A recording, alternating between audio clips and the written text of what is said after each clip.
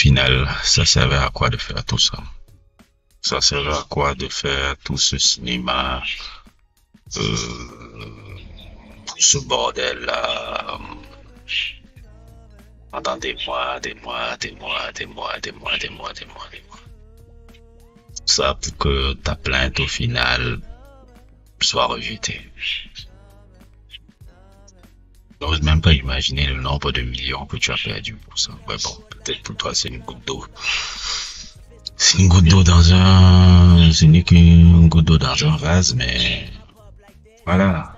Encore une fois, tu finis comme le dindon de la farce, mais c'est toi qui ne veux pas accepter justement que, et c'est toi qui a, c'est toi qui a rendu cette situation encore beaucoup plus problématique. Tu perdais ton temps, tu allais dans ton coin et tu te faisais oublier pendant je ne sais combien de temps. On ne sait même pas ce que tu fais, on ne sait même pas ce que tu te reconstruis tranquillement.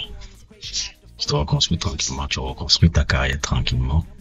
Tout ça ne serait pas arrivé. Mais au fur et à mesure que tu as voulu créer des plaintes, des plaintes pour diffamation, des plaintes sur comment on appelle encore ça, les streamers, des trucs, et j'ai remarqué même c'est les streamers noirs qui l'attaquent le plus. C'était pas les streamers blancs, c'est les streamers noirs la plupart du temps. Si je remarque un peu la plainte qu'il avait fait. C'est d'avoir fait tout ça là, maintenant au final, tu en reviens là encore comme le dindon de la farce, et comme un idiot qui finit là comme un imbécile là, avec ta plainte qui est rejetée. Et oui, Jimmy, voilà, hein. Voilà. C'est juste débile. C'était juste débile tout ça. Ça n'a amené à rien. On va un peu relire un peu cet article que je vois sur CNews. Sur fond de conflit avec le rappeur américain Kendrick Lamar, Drake souhaitait intenter un procès pour diffamation contre son label, mais la star a vu sa requête rejetée ce jeudi. Coup dur pour Drake. Le rappeur canadien a vu sa plainte pour diffamation contre ce label Universal Music Group rejetée ce jeudi 9 octobre par une juge fédérale new-yorkaise. Un conflit ouvert depuis des années avec le rappeur Kendrick Lamar, il avait attaqué sa maison de disques, l'accusant d'avoir approuvé, publié et lancé une campagne pour faire du buzz viral à partir d'un morceau de rap. Le morceau en question, intitulé No Lakers, est signé Kendrick Lamar et accuse d'avoir des relations avec des jeunes filles mineures et il le traite de pédophile. La juge a expliqué sa décision en précisant que ces accusations révèlent de l'opinion et ne peuvent donc pas être, selon elle, être passibles de poursuite.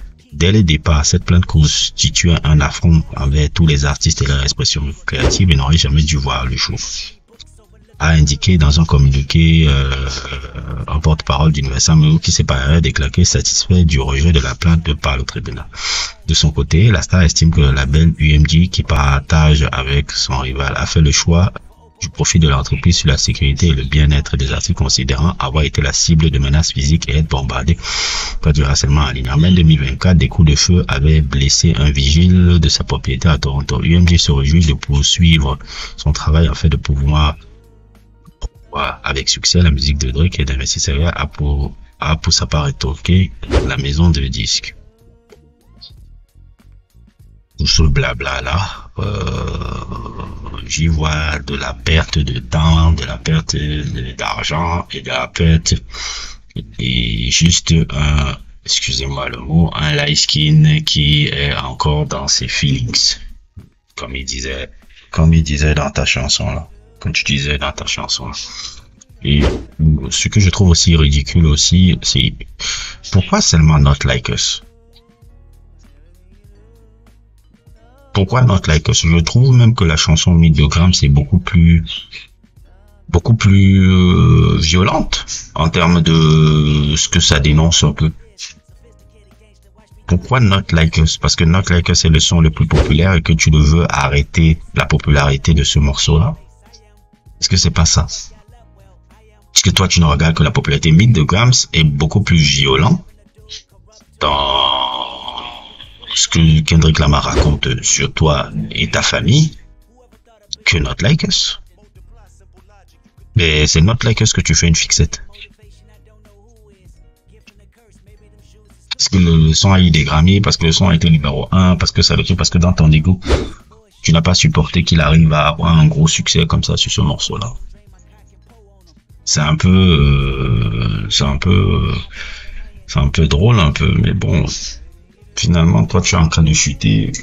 Tu nous disais que tu allais sortir ton album Iceman, là, je sais pas quoi, là.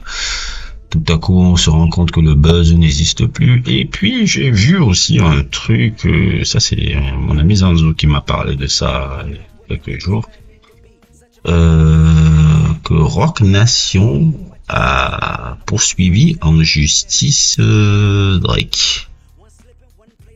Je crois avoir vu ça quelque part. Je suis pas encore vérifié. Oui, que Roc Nation a poursuivi justice Drake et Adin Ross pour les, comment on appelle ça, ils disent en anglais, spreading misinformation on Kik, TikTok et other social media. Apparemment,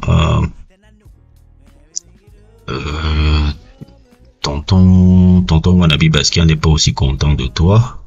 Parce que apparemment, comme j'ai dit toujours, comme vous deux là, vous êtes aussi en votre guerre depuis des années, depuis tu lui avais refusé de venir sur Tidal et que l'autre là. C'est pour ça que ça m'amuse souvent quand on dit, vous avez, tous ces gars là sont des pédis gars. Tous les gars là, ce sont des petits rancuniers, pédis avec l'ego fragile, surdimensionné, comme vous pouvez pas imaginer tous ces mecs là. C'est pour ça souvent ça m'amuse souvent, parce que les gens pensent souvent, c'est ça qui m'amuse souvent avec les gens. Les gens pensent que parce que tu as atteint un gros statut, tu as beaucoup d'argent, tu as beaucoup de trucs, tu peux pas être pédis sur certaines choses là. Ils sont pédis. Ils regardent tout ce qu'on dit sur eux. Ils regardent tout ce qu'on dit sur eux. Et quand ça les énerve rapidement, ils commencent à truc là-bas. C'est comme un peu avec Roc Nation là. Et tout, j'ai vu ça aussi. Et apparemment, bon, ils vont essayer aussi de te faire aussi la misère là-bas de leur côté.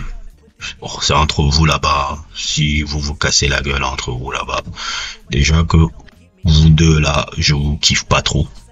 Moi, vous faites partie de la même espèce. C'est seulement que l'un est un peu plus malin, plus subtil, et toi t'es un peu plus débile un peu. Et si vous pouvez vous autodétruire là entre vous là, moi ça me plairait bien de vous voir vous autodétruire là-bas et tout. Nous avons eu aussi entre-temps aussi, bon, j'ai pas voulu trop en parler parce que c'était pas, pour moi c'est une information qui n'était pas si importante, le fait que Didi soit allé en prison 4 ans. Je trouve que c'est petit, mais bon, on a détruit littéralement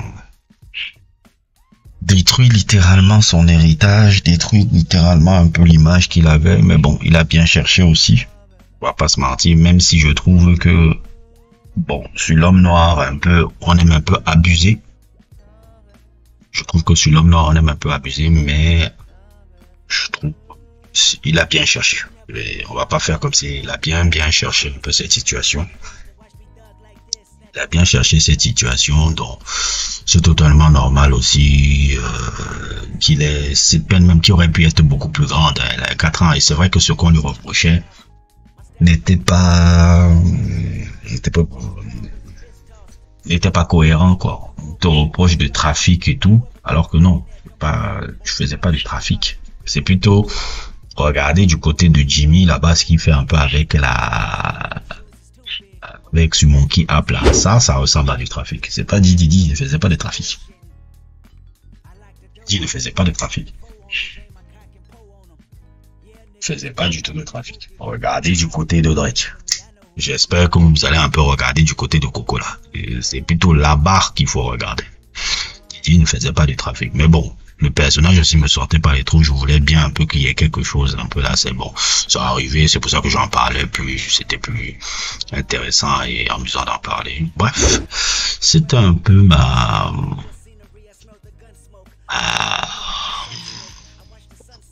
pensée du jour.